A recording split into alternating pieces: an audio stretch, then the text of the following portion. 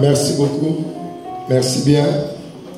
Alléluia. On peut acclamer le Seigneur pour nos bien-aimés qui ont travaillé fort. Nous pouvons nous asseoir dans la présence de notre Dieu. Je bénis le Seigneur pour cette grâce que tu me donnes, qui me donne d'être là avec mon épouse. Nous remercions vraiment le Seigneur pour cette invitation, cette opportunité de pouvoir être ensemble avec nous cet après-midi. Je salue aussi les hommes de Dieu, les deux prophètes personnels du pasteur, mais aussi tous serviteurs de Dieu, tous servants de Dieu qui est dans la salle. Merci beaucoup. Merci à l'équipe qui organise les choses et qui nous accueille. Vraiment, que Dieu le bénisse. Depuis qu'on est là, on est très bien soigné. Que Dieu soit loué. Je remercie une fois de plus le prophète Christian qui m'a permis de travailler avec lui aussi la semaine passée. C'était une très bonne expérience pour nous et nous bénissons le Seigneur pour ça. Gloire à Dieu. On acclame Jésus. Merci beaucoup.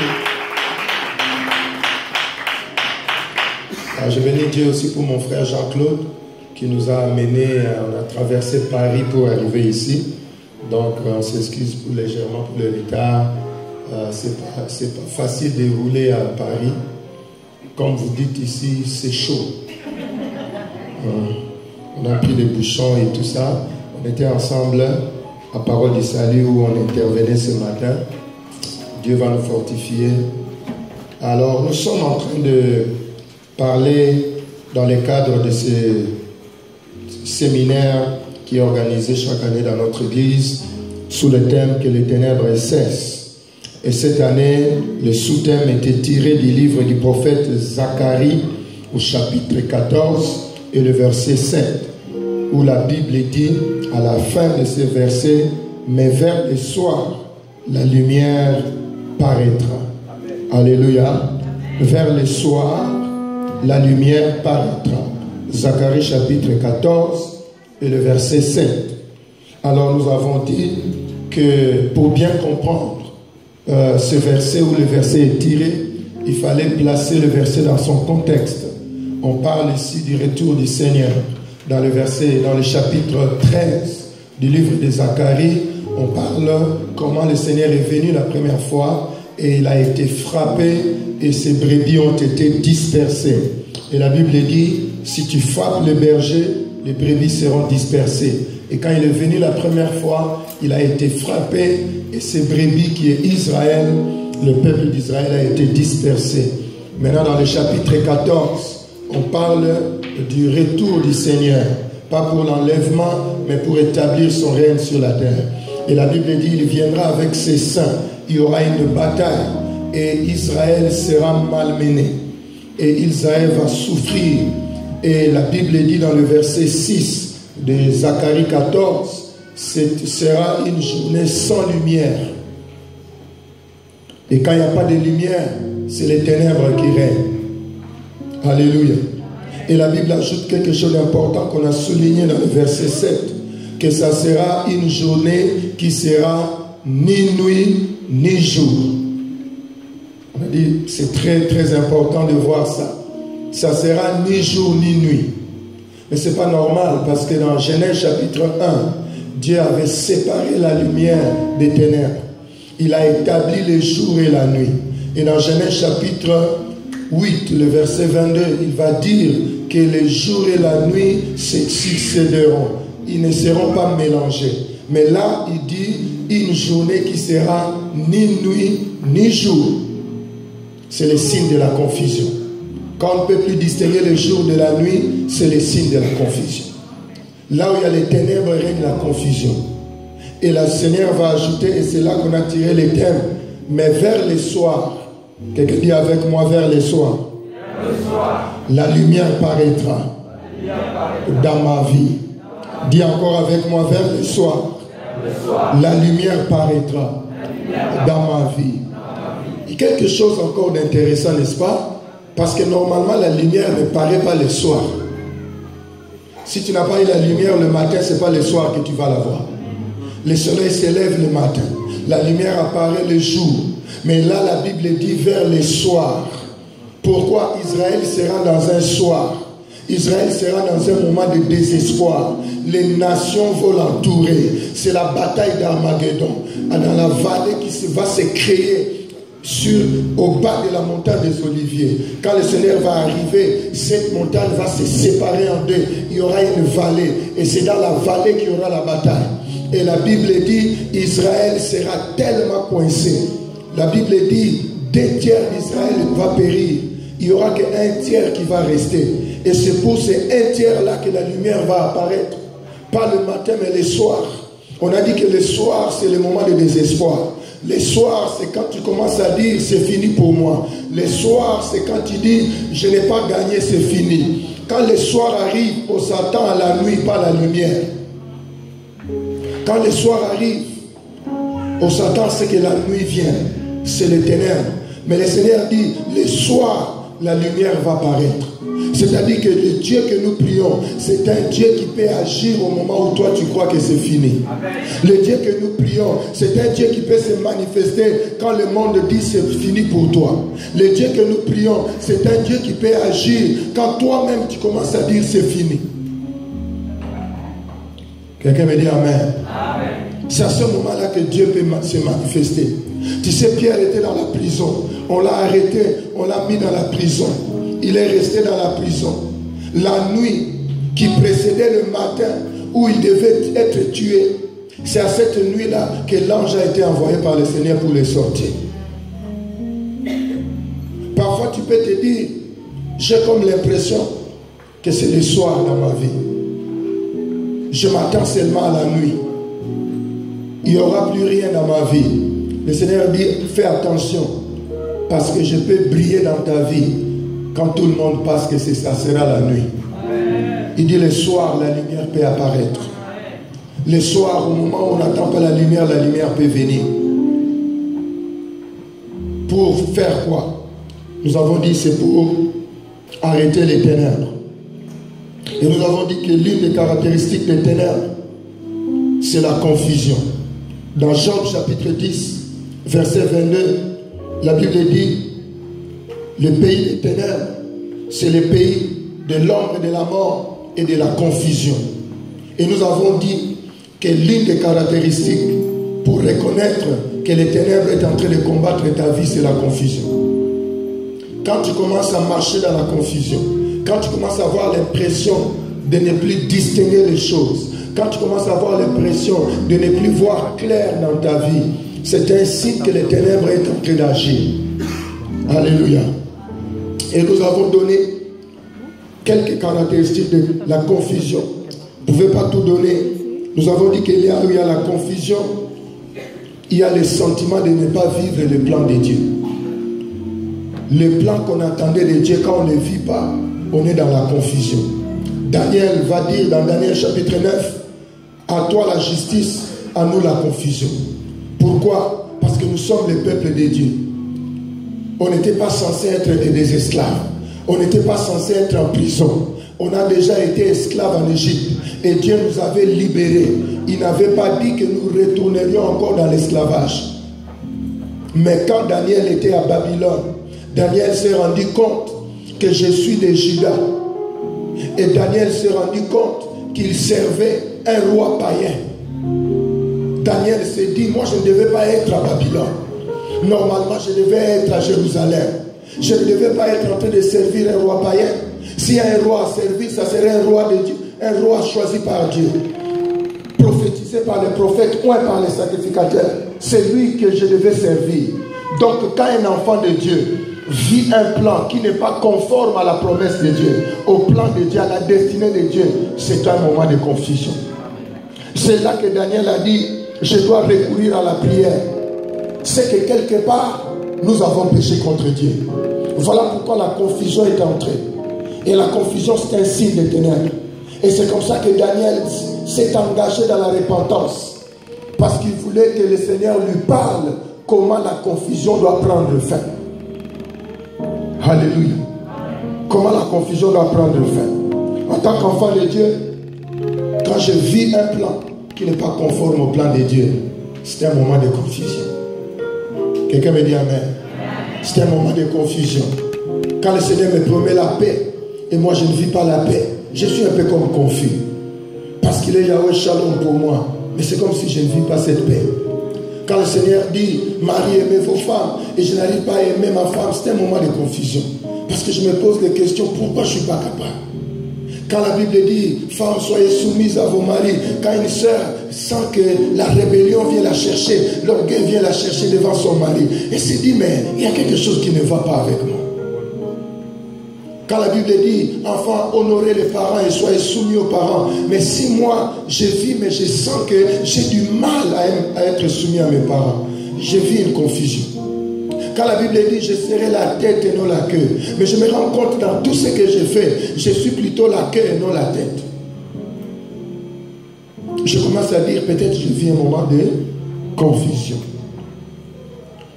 Nous avons dit aussi, là où il y a la confusion, il y a absence d'ordre et d'organisation.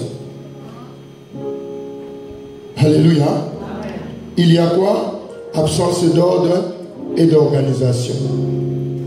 On avait lu dans 1 Corinthiens chapitre 12 que tu connais, à partir du verset 14, comment on parle de comment le corps est bien organisé par le Seigneur. Dieu est un Dieu d'ordre. Et là où Dieu règne, l'ordre règne. C'est quand Dieu ne règne pas que l'ordre ne règne pas. Voilà pourquoi dans le livre de Genèse au chapitre 1, quand Dieu a commencé à créer, il a commencé à mettre de l'ordre là où il y avait le désordre. Il a créé la lumière. Et il a fait tout ce qu'il a fait. Après, il a placé l'homme. Il a donné à l'homme des instructions. Parce que c'est un Dieu d'ordre. Quand il a créé la nation d'Israël, il a parlé à Abraham. Il a dit à Abraham, je te donnerai un enfant. Abraham était préoccupé. Abraham était triste. Il a dit à Dieu, pourquoi tu me bénis si c'est mon serviteur qui va prendre tout ça? Non, Dieu lui a dit, non, il y aura de l'ordre. Ce n'est pas ton serviteur. Il peut travailler pour toi, il peut être béni. Mais ce que j'ai dit arrivera. À un moment donné, Abraham était tellement dans le désespoir qu'il a pris une autre femme, sa servante Agar. Il a eu Ismaël. Ismaël, c'est le fils biologique d'Abraham. Ce n'est pas un enfant adoptif. Ismaël, c'est le sang d'Abraham. Mais Dieu est tellement un Dieu d'ordre. Dieu lui a dit non, c'est Isaac. C'est Isaac. Oui, le fils vient de toi, mais ce n'est pas selon l'ordre que j'ai établi. Quelqu'un me dit Amen. Au baptême de Jésus, à un moment donné, Jean-Baptiste a dit, puisque tu es plus grand que moi, c'est mieux que tu me baptises. Jésus lui a dit, dans le royaume, ce n'est pas question de grands et de petits, c'est question d'ordre. Si le Seigneur avait dit, c'est toi qui me baptises, je ne suis pas complexé. Ça ne me diminue en rien. Et pour ça honore Dieu. Quelqu'un me dit Amen. Parce que ça respecte l'ordre que Dieu a établi. Dieu est un Dieu d'ordre. Alléluia. Quand il a parlé à Moïse, il a dit, prends garde de faire le tabernacle selon le modèle que tu as vu au ciel. Parce que je suis un Dieu d'ordre.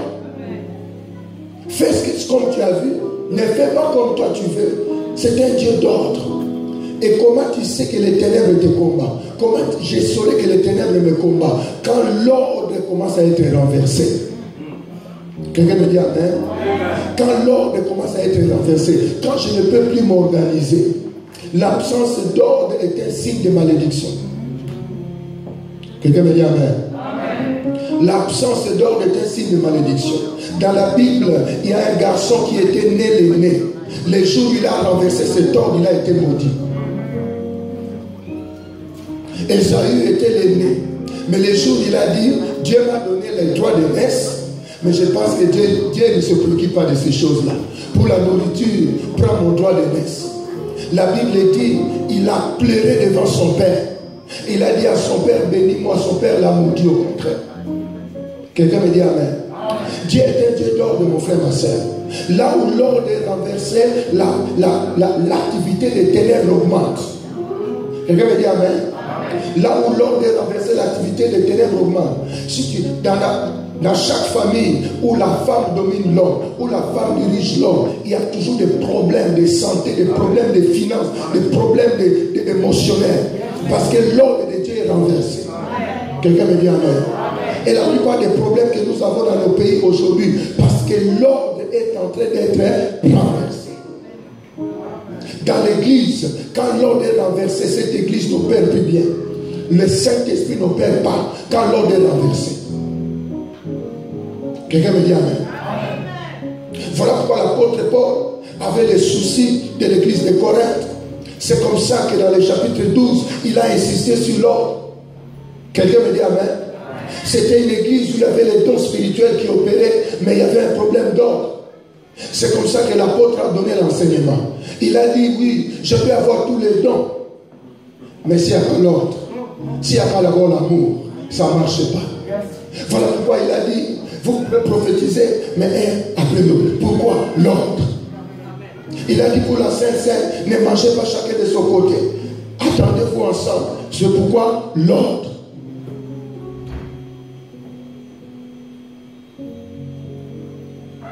Même les dons que Dieu nous donne, quand nous les exerçons sans ordre, ça ne profite à personne. Ça ne profite à personne. Dans l'église, je peux avoir les dons, mais si je ne me soumets pas à l'ordre établi, ces dons-là ne profitent à personne. Quelqu'un me dit amen. So, un signe que les ténèbres opèrent, c'est l'ordre de part.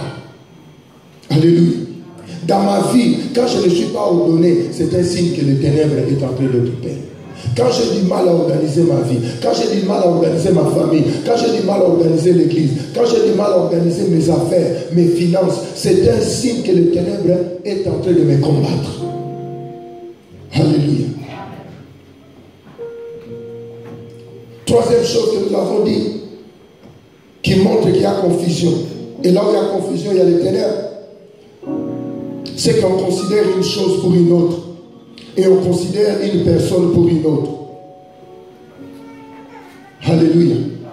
C'est comme ça que nous avons lu dans Genèse chapitre 29, partie du verset 21. Une histoire que j'aime beaucoup.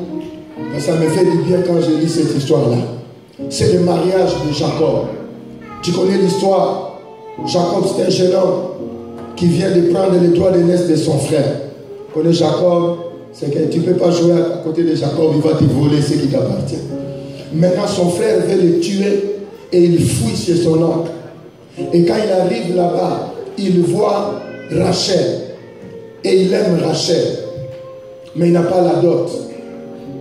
Parce qu'il n'a pas encore les papiers, il n'a pas encore le séjour.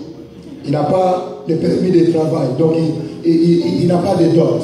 Alors, maintenant, son oncle lui dit, puisque tu es arrivé ici comme un fugitif, tu n'as ni valise, ni rien, je vais te donner l'opportunité de travailler, mais au lieu de te payer, je vais prendre le salaire comme la dot. Jacob a dit, j'aime tellement cette fille-là, je préfère travailler sans être payé. Tu comprends la douleur de ce garçon. Se réveiller le matin, en hiver comme demain, et aller travailler, mais on ne te paye pas. En fait, on te paye, mais tu ne touches pas le salaire. Et quand Jacob a travaillé, il a atteint les montants convenus. Maintenant, il faut aller faire la dot. Et c'est comme ça que l'oncle lui a dit, ça sera le soir. Quelqu'un dit, fais attention aux choses qui se passent le soir.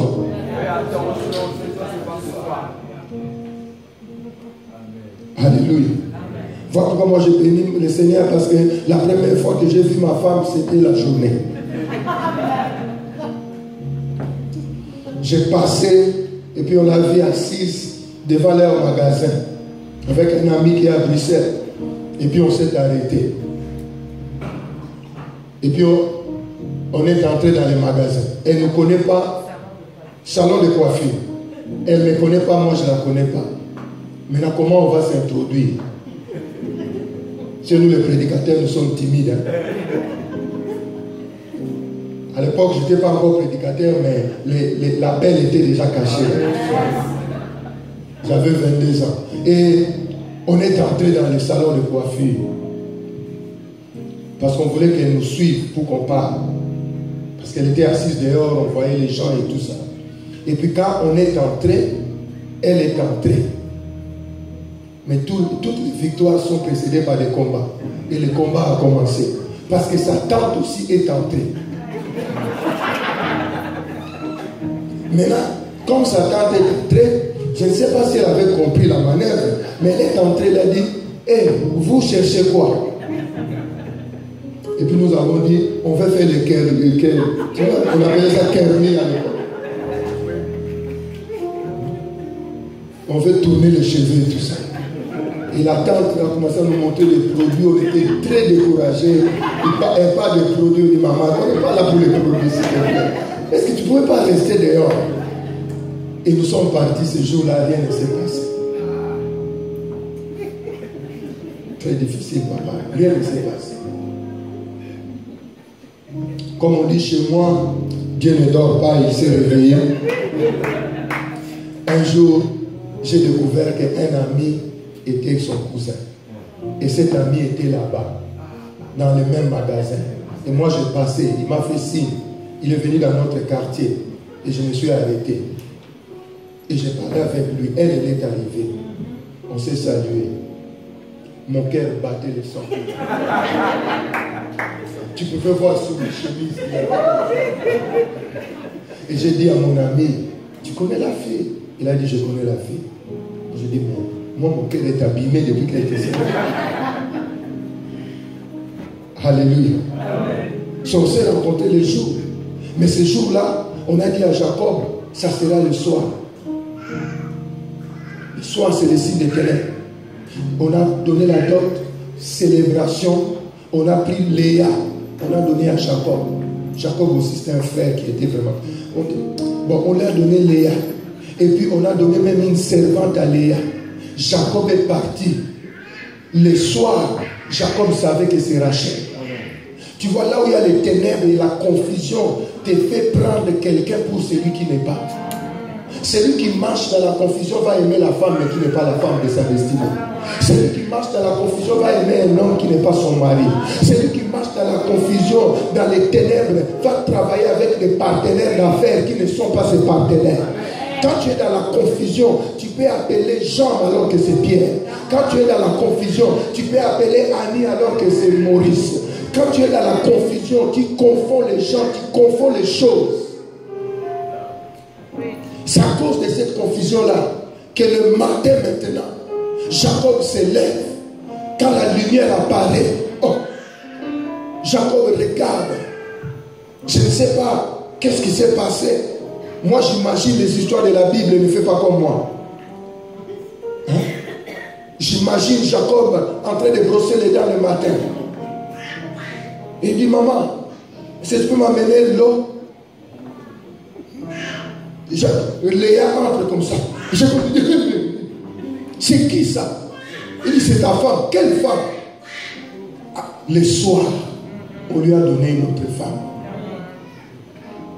Des fois, je dis aux jeunes, la dot sera le jour. Faites ça le jour. Vois bien la femme. Ne prends pas une Léa à la place de Rachel.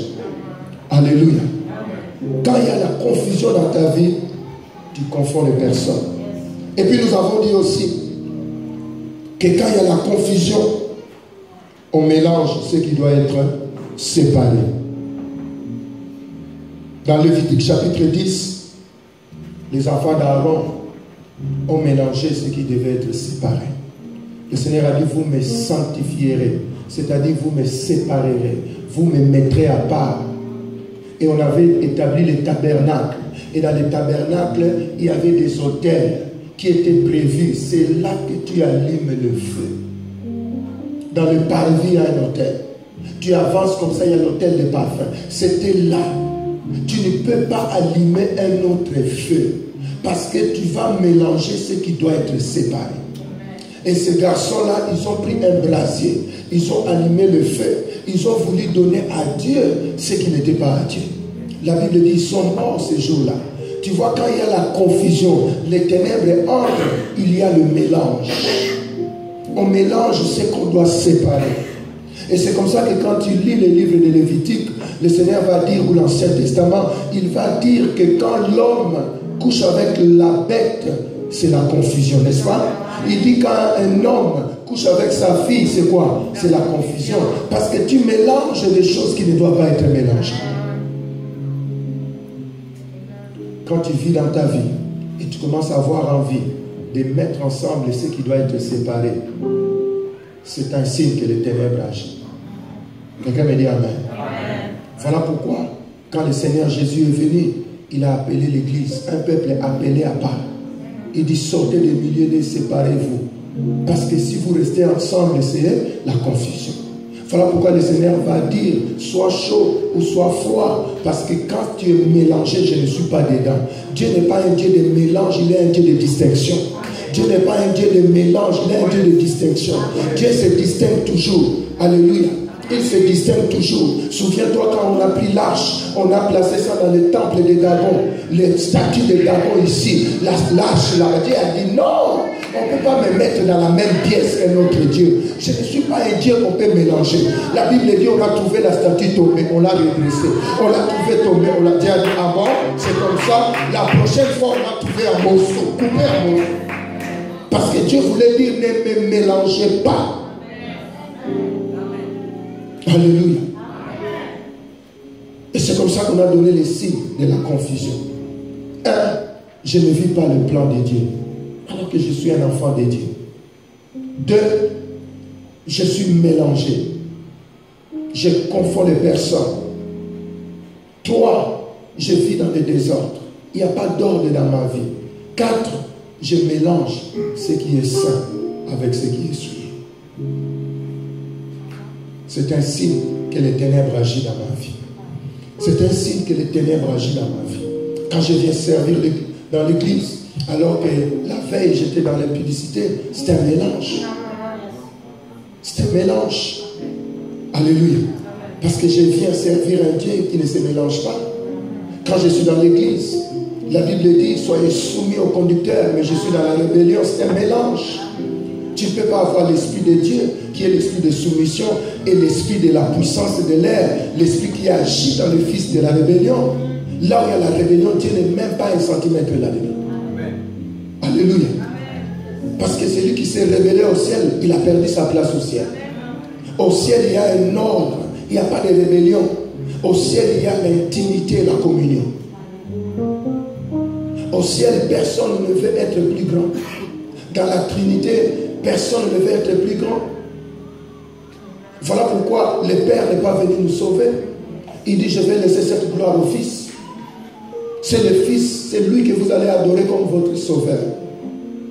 Le Père a parlé au ciel. Il a dit, c'est mon Fils, écoutez-le. Il lui a donné la gloire, il lui a donné la place. Qu'est-ce que le Fils a fait? Chaque fois qu'il fait quelque chose, il dit, c'est le Père qui m'a appris à faire ça. Il lui a redonné la gloire. C'est ça le ciel. Personne ne cherche à dominer sur l'autre. Personne ne cherche à se rebeller contre l'autre. Et à la fin de son ministère, le Fils dit, je vais donner la gloire à l'Esprit. Il dit aux disciples, j'ai beaucoup de choses à vous enseigner, mais moi je ne serai pas capable de les transmettre. Attendez, quelqu'un va venir. Le consolateur, lui sera capable de vous conduire dans toute la vérité. Il a donné la gloire à l'Esprit. Et il dit, quand il viendra, il me glorifiera.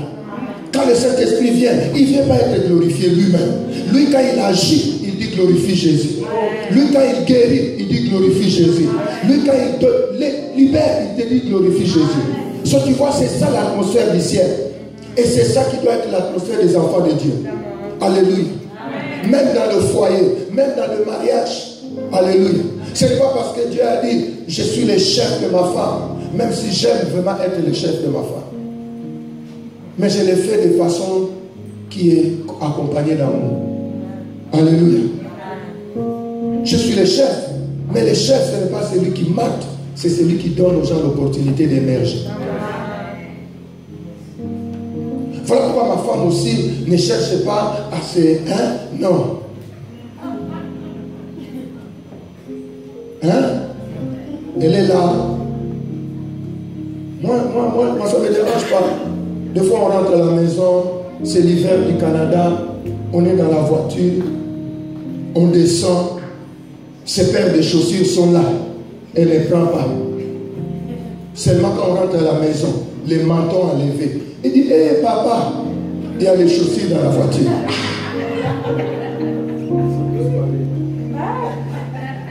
J'ai dit, si tu ne parles pas, les prochains dimanches, comment tu vas prêcher? Ce que tu vois, être chef ne veut pas dire ne plus servir. Je pleure dans mon cœur, mais je sors quand même. Je prends les chaussures. Je dis, la femme que tu as mise à mes côtés. Quelqu'un me dit amen.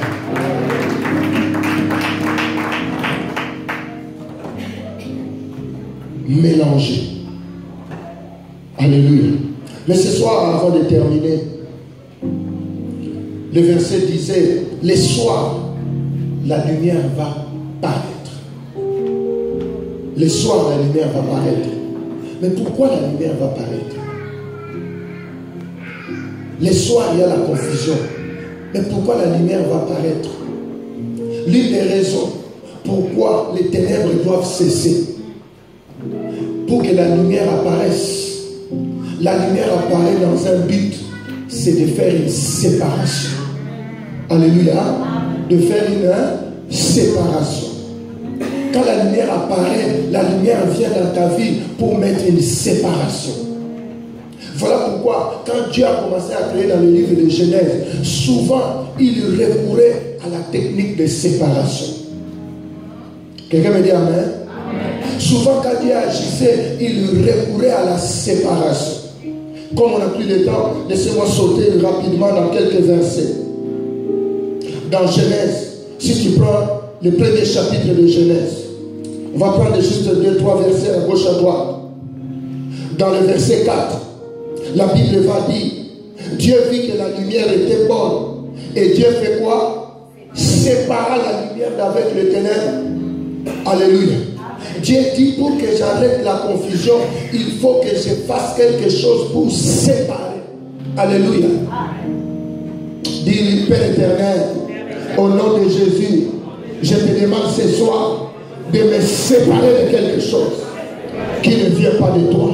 Je te demande ce soir de me séparer de quelque chose que tu n'as pas semé dans ma vie. Père éternel, au nom de Jésus, je te demande de me séparer de ce qui m'a collé, mais qui ne vient pas de toi. Dis, Père éternel, il y a quelque chose qui ne vient pas de toi, qui a collé mon foyer, qui a collé ma santé. Ce soir, que la lumière paraisse pour séparer.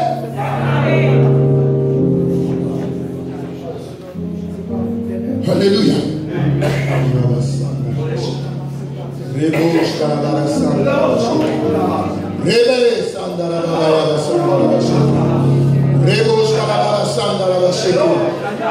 Dieu va te séparer de quelque chose. Il y a des esprits qui t'ont suivi pendant longtemps ici à Paris. Dieu va te séparer de.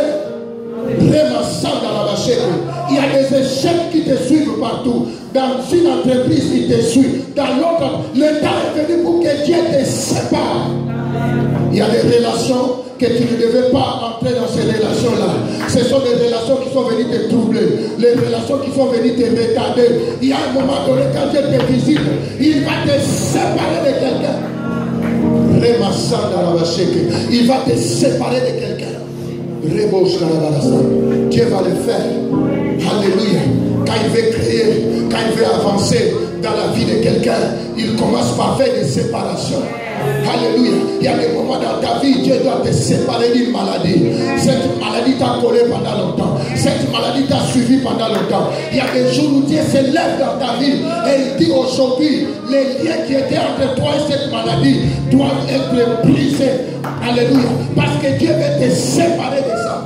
Il y a des choses qui sont collées à ton corps, qui sont collées à ta vie. Ça te rend lourd dans la vie.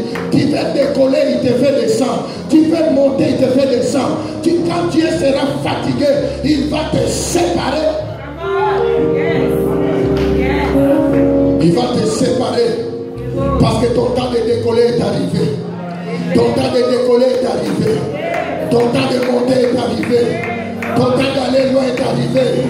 Les ténèbres doivent cesser parce que la lumière doit apparaître. Laisse-moi te dire, quand quand la lumière apparaît, elle va opérer des séparations. Dans le spirituel, je vois Dieu te séparer. Dieu te séparer. Dieu te séparer. Dieu te séparer de ceux qui te retardaient. Alléluia. Le Seigneur va te séparer. Alléluia. Des choses qui sont venues dans ta vie pour te distraire. Alléluia. S'il y a des choses qui viennent dans la vie des gens et ça les distrait. Ça les distrait. Tu investis dans des relations. Tu investis. C'est 5 ans après, c'est 10 ans après, tu te rends compte que c'était inutile. Tu as donné ton corps, tu as donné le temps, tu as donné le foi, tu as donné l'argent, tu as donné beaucoup de choses. 10 ans après, tu te rends compte que ce n'était pas ça. Le temps est venu pour que Dieu te sépare.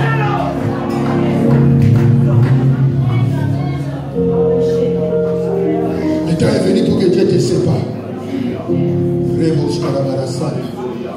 Je pense que l'Esprit de Dieu parle à quelqu'un. Dieu ne veut plus que tu perdes du temps dans ce genre de relations. Dieu ne veut plus que tu investisses dans ce genre de relations. Dieu te dit, il va te consoler, mais il va d'abord te séparer. Avant de te consoler, il va te séparer. Il va te séparer des envoyés de Satan qui viennent te perdre du temps. Dieu va te séparer. Alléluia. Il va te séparer des gens qui viennent parler, promettre, mais qui n'accomplissent pas. Il te parle, il te promet, mais le jour d'accomplissement, il va ailleurs. C'est temps-là doit s'arrêter. Que Dieu te bénisse. Je disais que Dieu te bénisse. Je disais que Dieu te bénisse. Je disais que le soir, la lumière va apparaître. Dans le verset 6, la Bible dit, Dieu dit qu'il y a une étendue entre les eaux et qu'elle sépare les eaux d'avec les eaux. Dieu dit qu'il y a une étendue des eaux, mais il dit que ça sépare les eaux avec les eaux. Il y a des choses qui se ressemblent mais qui doivent aussi être séparées. Ah, je pensais que je parlais à quelqu'un. Il y a des choses qui se ressemblent, mais qui doivent être séparées. Alléluia.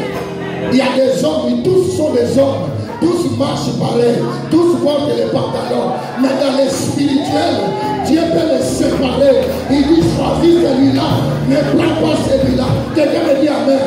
Des entreprises peuvent se ressembler. Mais Dieu peut te dire, moi, chez moi ici, vous, ça se ressemble. Mais chez moi, ça ne se ressemble pas. Dieu peut les séparer. Quelqu'un dit amen. Dieu peut les séparer. Dans le naturel, peut-être tu ne vois pas. Mais Dieu peut les séparer. Alléluia. Dieu peut te dire, n'entre pas là-bas, entre ici. Tu lui dis, papa, mais une entreprise, c'est une entreprise. Hein? Héros, c'est héros, n'est-ce pas? Quand tu payes ça ici, quand tu payes. Mais Dieu peut se séparer. Alléluia. Il peut te séparer. Alléluia. Il peut te séparer. Alléluia. Je me rappelle, ma femme était une jeune stagiaire. Et puis, elle finissait l'école. Elle devait aller faire un stage. Et puis, on est allé faire, je suis allé l'accompagner à la première entretien d'emploi. Pas vraiment d'emploi, mais des stages. Et quand j'arrive là-bas, on trouve quelqu'un qui parle français, qui parle aussi anglais, bilingue. Et puis, elle fait l'entrevue. Et puis, on parle, parce qu'elle en avait 2. On ne savait pas qu'est-ce qui allait marcher. Et puis, on parle à l'autre. On trouve une dame qui ne parle qu'anglais. Elle fait aussi l'entrevue. Et puis, je lui dis, maman, tu sais, les choses d'anglais ici, parfois, c'est compliqué. Moi, je ne travaille pas maintenant. Le petit stage là va aider la famille. Ah, c'est ça la beauté d'avoir une bonne femme. Elle travaille, elle amène l'argent, mais elle te demande d'acheter le coca. Il dit, papa, est-ce que tu peux me donner $2 pour que j'achète le coca? Mais c'est son salaire. Hein? Parce que si tu ne sépares pas, quand tu es dans le chômage, madame va te dire, mets-toi d'abord à genoux. Fais d'abord le Notre Père 15 fois. Et je lui dis, maman, va là-bas, on parle français. Parce que le jour où ça te dépasse, tu commences à parler français. Ma femme non dit, Et il dit non. Je sais que là-bas on parle anglais. La femme ne parle pas un seul mot de français. Avec le peu d'anglais que j'ai séparé. Et Dieu me dit c'est là-bas. Le monsieur l'appelle. Il dit madame, c'est bon. Ton entrevue était bon. Viens commencer le travail. Ministère des Affaires étrangères. L'Agence de développement du Canada. Là où le Canada donne l'argent dans les pays autour du monde pour les aider. Ma femme dit non. Moi je dis regarde les femmes. Regarde les choses. On t'appelle là-bas, là où tu peux parler un peu français. Il dit non, papa. Le Seigneur a séparé. C'est là que je vais aller. Et puis, on l'appelle là-bas. Elle part là-bas. Chaque fois qu'elle partait là-bas, moi, j'ai terminé l'intercession. Seigneur, j'ouvre ses oreilles. Elle comprend l'anglais. Elle ne fait pas honte à son mari. Ça fait combien d'années? 18 ans. Elle était seulement stagiaire. Et moi, je ne travaillais pas. Cette femme m'a nourri, m'a logé, m'a soigné, m'a chauffé, m'a éclairé.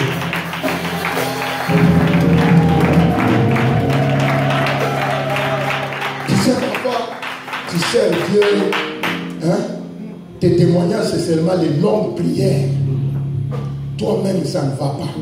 Je faisais des veillées, j'ai prêché lundi, mardi, mercredi, jeudi, vendredi, samedi, dimanche. S'il y avait un autre jour, dimanche, j'ai prêché. Le matin, je pouvais faire un séminaire à Montréal. Le soir, je prêche à Ottawa, comme je fais aujourd'hui à Paris. Mais cherche le job que cherche. Mais béni soit le Seigneur. La femme m'a soigné. Tu sais, quand tu restes à la maison, la femme sort travailler.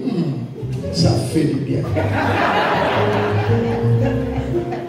Je restais là-bas, lire la Bible, préparer des enseignements. Et puis elle part, elle revient. Mais Dieu n'oublie pas ses serviteurs. Amen. Même quand toi tu ne travailles pas, tu n'amènes pas l'argent, mais tu peux amener l'onction et le message. Tu peux amener l'onction et le message. Un matin, je lui dis, ainsi parle l'Éternel. Si Dieu m'a parlé cette nuit, là où tu es allé faire les stages, tu ne bougeras pas là. Ça fait 18 ans qu'elle est dans le même immeuble. Je me demande si je dois retirer la prophétie maintenant pour qu'elle change. Le stage est fini, on lui a donné un contrat. Je parle du gouvernement du Canada. Et quand le contrat est fini, on voulait la garder, mais il n'y a pas de poste pour elle. So on a créé un nouveau poste qui n'existe pas. Et je me dis, si tu connais la fonction publique dans ce pays ici, quand on veut créer un poste, ça va dans les ressources humaines, ça doit être approuvé, parce qu'on doit classifier les postes, décider son salaire, les conditions, et puis on doit faire un concours pour tout le monde. Parce que le gouvernement n'est pas le gouvernement de ton père et de ta mère que tu as laissé à la fin. Et on a fait un concours factice, un concours sans nom. Mais on savait que c'était elle. Pour respecter la loi, on fait que nous cherchons quelqu'un pour embaucher de rien. Elle savait que c'était elle. Et dès que cette dame-là a fini de lui donner le poste, Dieu l'a enlevé là-bas. Sa mission était terminée. Quelqu'un me dit amen. So, quand Dieu vient, il sépare. Quelqu'un me dit amen. Il sépare les choses qui se ressemblent. Il a séparé les autres.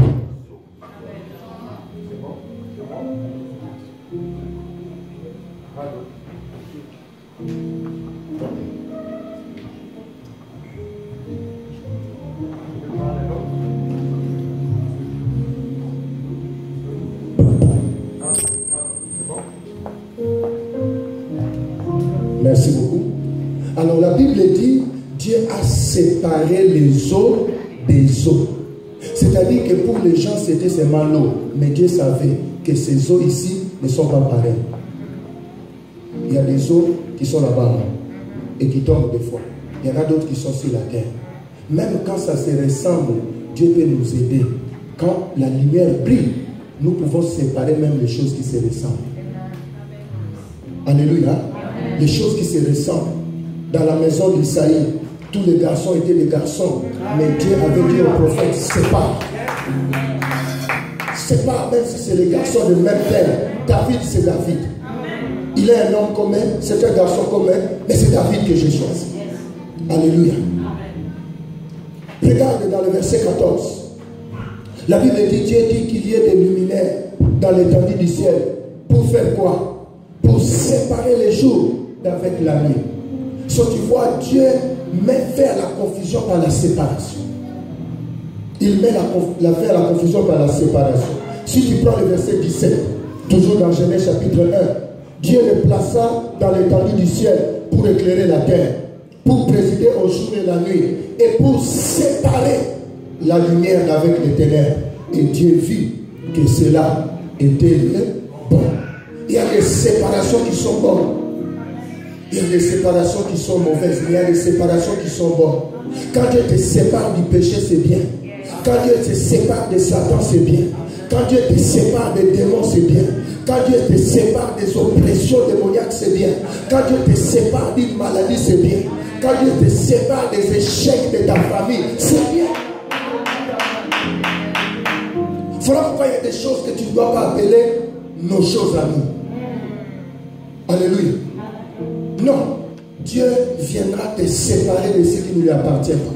Voilà pourquoi il va dire, ce que mon Père n'a pas planté sera déraciné. Parce que Dieu ne veut pas que ce qui n'est pas de lui demeure en nous. Il va te séparer. Alléluia. Séparer, c'est quoi? C'est diviser. Séparer, c'est quoi? C'est mettre à part. Quand Dieu te sépare, il te met à part. Séparer, c'est quoi? C'est faire une différence. Quand Dieu sépare, il fait une différence. Séparer, c'est quoi? C'est éloigner d'une chose. Éloigner d'une chose ou d'une autre chose. Séparer, c'est quoi? C'est mettre la distinction entre deux choses. La confusion n'est pas de Dieu, elle vient des ténèbres. Il vient des ténèbres. Et quand Dieu entre dans ma vie, il va séparer. Quand Dieu entre dans ma vie, il va séparer.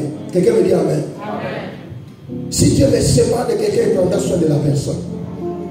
Alléluia. Mais Dieu est un Dieu de distinction.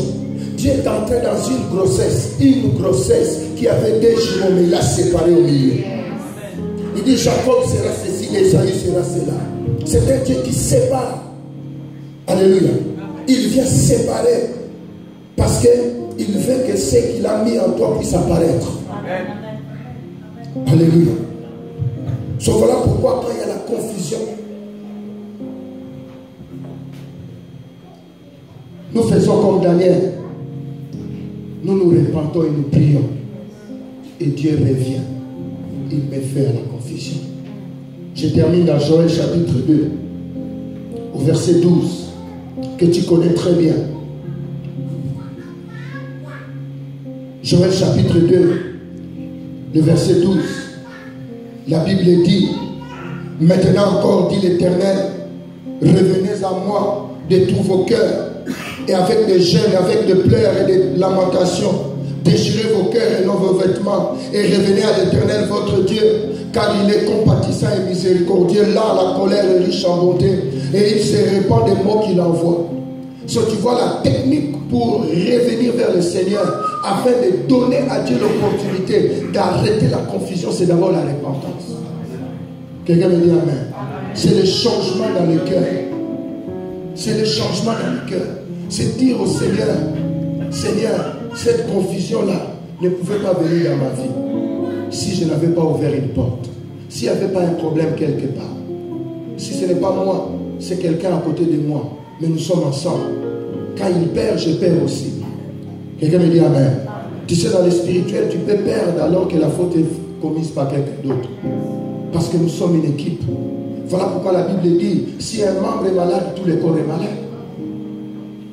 Le mal, c'est au bras. Mais pourquoi les pieds aussi n'ont pas la force de marcher? Parce qu'on est ensemble. Alléluia. Sur la repentance est nécessaire pour mettre fin à la confusion. Et la Bible dit, qui sait s'il ne reviendra pas et ne se repentira pas, et s'il ne laissera pas après lui la bénédiction.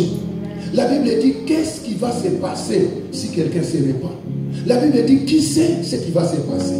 Alléluia. Qui sait ce qui va se passer? Aujourd'hui, on peut te condamner. Les gens peuvent te regarder. Ils peuvent se moquer de toi. Mais qui sait ce qui va se passer? Si tu entres dans ta chambre, tu fermes la porte et tu te répands devant Dieu. Beaucoup de gens vont t'attendre dans l'échec. Ils ne savent pas. Beaucoup de gens vont continuer à te juger, mais ils ne savent pas qu'entre toi et Dieu, il s'est passé quelque chose. La Bible dit, qui sait ce que Dieu peut faire dans un foyer qui se répand? Qui sait ce que Dieu peut faire dans la vie d'un homme qui se répand? Qui sait ce que Dieu peut faire quand quelqu'un voit la confusion et il dit, je m'engage dans la repentance? Qui sait ce que Dieu peut faire dans la vie d'une jeune fille qui a été beaucoup dans des confusions, des choix, et il s'est dit, je m'arrête d'abord, je me répands devant Dieu? Qui sait ce qui peut se passer dans sa vie? La Bible dit, qui sait ce que Dieu peut faire là où les hommes se répandent? Qui sait ce que Dieu peut faire?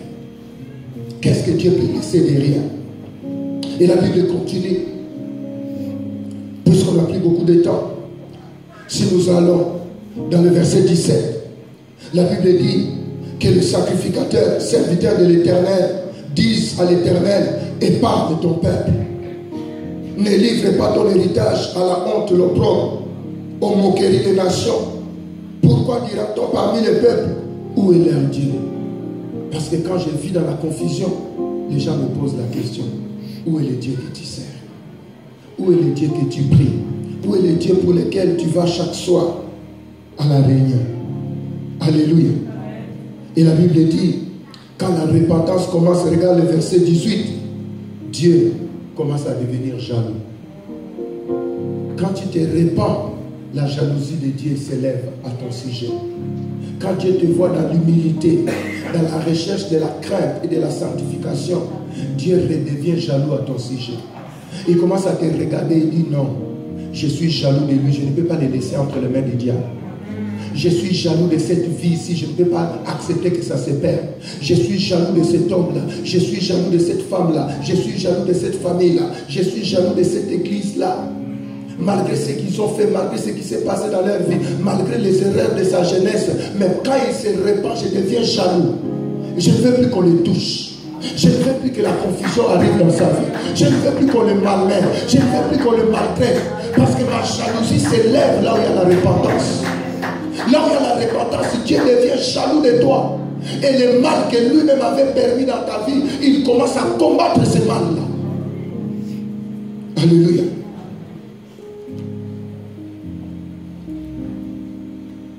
Et la Bible dit dans le verset 19, quand Dieu devient jaloux, il dit, voici je vous enverrai du blé, du mou et de l'huile, et vous serez rassasiés. Je ne vous livrerai plus à l'opprobre parmi les nations. Quand nous nous repentons et nous prions à Dieu, Dieu vient arrêter la confusion et il dit, je ne veux plus accepter que la confusion revienne. Voilà pourquoi tu commences à marcher avec Dieu. Quand tu commences à aller vers le chemin de la confusion, il vient et te retire. Il dit non, pas là-bas, sors de là. Ne fais pas ça, ne va pas là-bas, ne crois pas à ça. Parce qu'il a dit qu'il ne te livrera plus à la confusion. Alléluia. Et continue encore pour terminer. La Bible dit dans le verset 20, j'éloignerai de vous l'ennemi du nord. Je chasserai vers une terre aride et déserte son avant-garde. Dans la mer orientale, son arrière-garde dans la mer occidentale. Et son infection se répandra. Sa puanteur s'élèvera dans les airs parce qu'il fait de grandes choses. Verset 21, dans Joël chapitre 2, il dit, terre, ne crains pas. Sois dans l'allégresse, réjouis-toi, car l'Éternel fait de grandes choses. Malgré la confusion, quand la lumière apparaît, parce que nous nous sommes repentis, Dieu nous promet de grandes choses. Amen. Alléluia. Dieu te promet de grandes choses. Amen. Dieu est capable de revenir faire de grandes choses avec nous. Même si nous avons été dans la confusion hier, quand nous prenons la décision de changer, Dieu dit, je vais revenir pour faire de grandes choses avec toi. Quelqu'un me dit Amen. Et quand la Bible continue,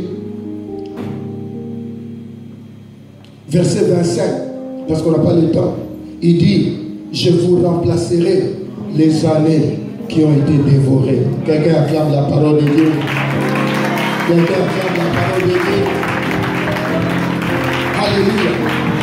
Le Seigneur dit, pendant les années de confusion, tu as perdu des années.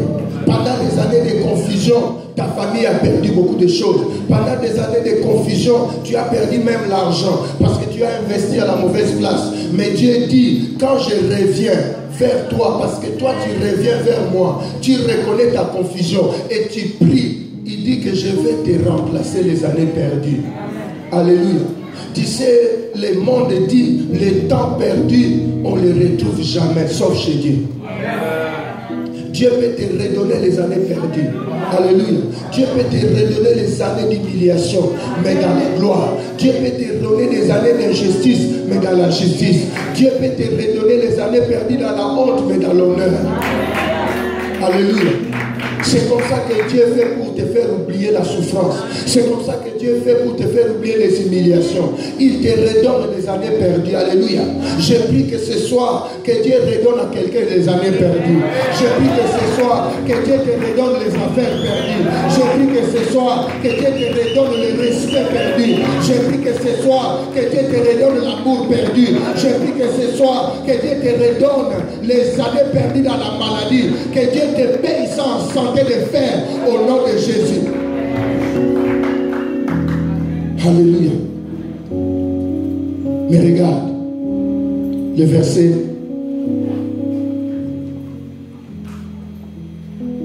27, 26, pardon.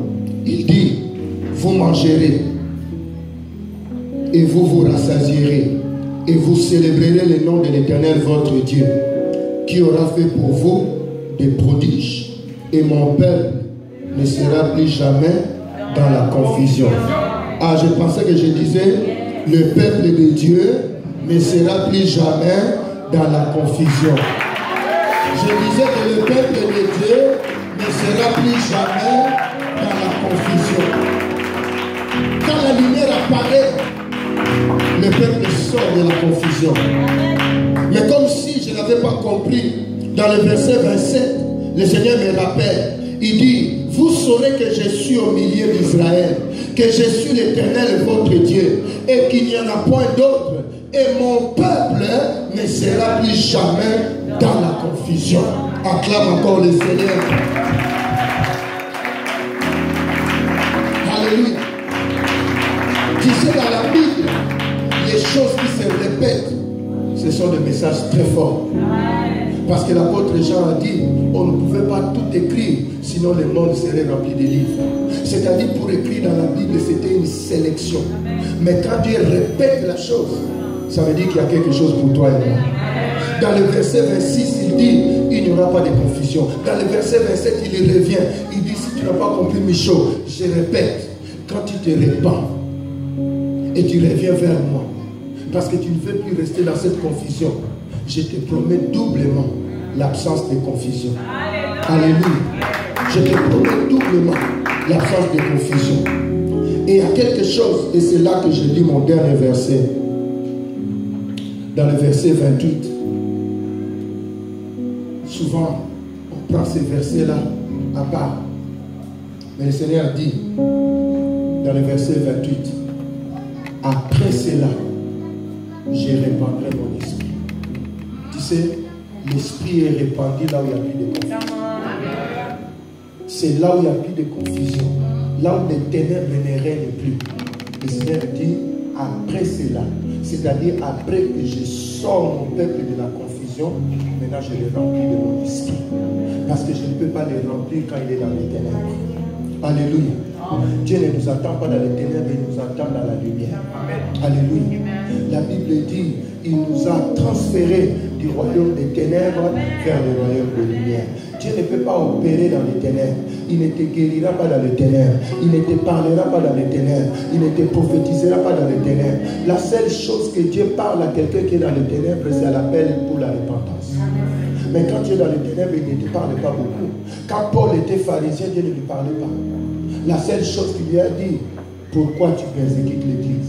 Mais quand il a changé de camp, il commence à dire, je connais un homme, je ne sais pas si c'est dans le corps ou dans l'esprit, qui a été ravi au 2e siècle et qui a eu des révélations. Tu vois, pourquoi pendant tout ce temps il n'avait pas de révélation? Parce que Dieu ne te suivra pas dans les ténèbres. Il viendra te prendre pour que tu le suives dans la lumière. Et la Bible dit, quand le peuple sort de la confusion, après cela, je lui donne l'esprit. Quelqu'un me dit amen. Voilà pourquoi après ce séminaire, Dieu veut donner l'onction. Il veut te donner l'esprit. Pour que l'esprit soit maintenant celui qui va te guider. Et tu n'iras plus dans la confusion. La Bible dit quand il viendra, l'esprit de Dieu, le consolateur, il vous conduira dans la vérité. Voilà pourquoi celui qui est conduit par l'esprit ne peut plus aller dans les ténèbres. Parce qu'il n'a pas de confusion. Il ne t'attend pas. Alléluia. Il peut vivre des obstacles. Il peut vivre des combats. Mais il continuera dans la bonne direction. Il continuera vers le salut. Alléluia. Je ne sais pas dans quelle confusion toi tu as été. Moi je connais la confusion dans laquelle moi j'ai été. Mais ce soir nous avons une promesse devant le Seigneur. Que si nous revenons et que nous nous repentons, le Seigneur dit, je redeviendrai jaloux. Et je te remplacerai les années perdues. Je mettrai fin à la confusion et je te donnerai l'esprit. Et à partir de ce moment-là, l'esprit va te guider. Et quand l'esprit te guide, tu ne tapes plus à côté. Quand l'esprit te conduit dans la vérité de la parole, oui, mais il te conduit aussi dans ta vie. Il te conduit dans les choix que tu fais dans la vie. Il te conduit dans les décisions que tu prends. L'esprit peut te conduire dans les investissements que tu dois faire. L'esprit peut te conduire dans beaucoup de choses. L'esprit peut te conduire dans la manière d'agir. L'esprit peut te conduire dans la manière de travailler. L'esprit peut te conduire dans la manière d'étudier. Le Saint-Esprit va te conduire dans les fiançailles et dans le mariage. Il va te conduire, je ne sais pas moi, dans qu'est-ce que tu fais. Nous avons besoin de lui. Nous avons besoin de l'Esprit. Nous avons besoin de lui. Mais il n'opère pas là où il y a la confusion. Si tu acceptes de demeurer dans la confusion, l'Esprit n'opérera pas. Le Seigneur a dit, après cela, il attend la repentance. Il attend la fin de la confusion. Il n'est pas pressé. Il dit, après cela, je répandrai mon esprit. Parce que la confusion ne sera plus. Quelqu'un me dit amen. Amen. La confusion ne sera plus. Nous voulons prier un peu. C'est que le temps est avancé. Nous voulons prier. Nous voulons prier. Si nous pouvons nous mettre debout, nous voulons prier.